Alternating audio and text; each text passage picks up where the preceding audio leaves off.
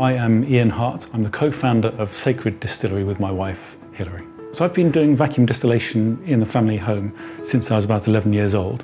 I had a bit of a time off doing other things and started again age 43, which is in 2008. So I'm still distilling in the same room in the house as I used to back then.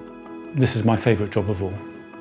When I first started vacuum distillation, which was of high quality Bordeaux wines that could not be damaged by heat or atmospheric oxidation, I quickly realised that you could use the same techniques to look at botanicals that you might use in cooking or making drinks, and that would be a fascinating set of distillates to produce separately from each other. So we now have a library of 80 or 90 different botanical distillates, and I love combining them in different combinations and producing new ones.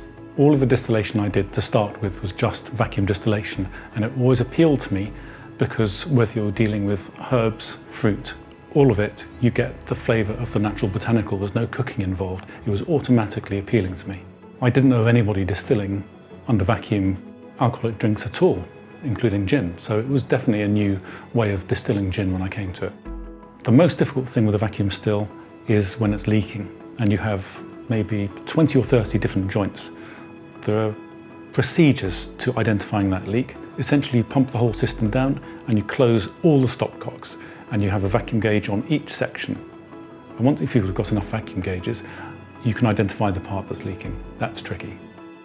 To distill your botanicals separately enables you to prototype and reformulate much more quickly than if you distilled them all together.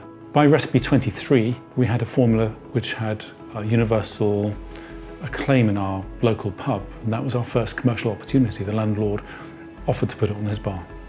That's how we got started. Distilling from home is great. It's a very short commute. 3 o'clock in the morning, if I've gone to sleep by the stills, Hilary, my wife, still has to come and wake me up. That's not quite so good.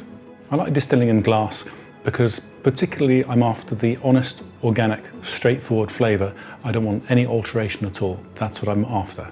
One of the wonderful things about vacuum distillation under glass, particularly when the botanicals are separate, it enables us to have quite substantial production capability by comparison with operating a large pot still with just a handful of botanicals thrown in.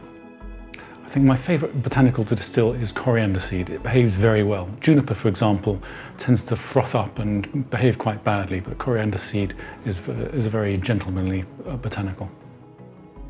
We often get really excited response from groups of bartenders coming in. Maybe it's because they've been watching Breaking Bad and they feel a bit of a recognition there. My style, my approach to distillation is completely born out of curiosity. It's not to do with academic, it's not rigorous, it's literally what am I curious about.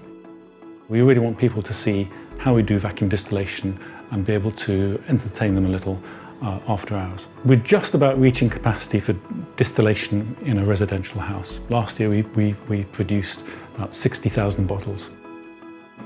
We need more space, so we've taken on a second set of premises also in Highgate, and we're looking to expand our production up to maybe 4 times what we have been doing.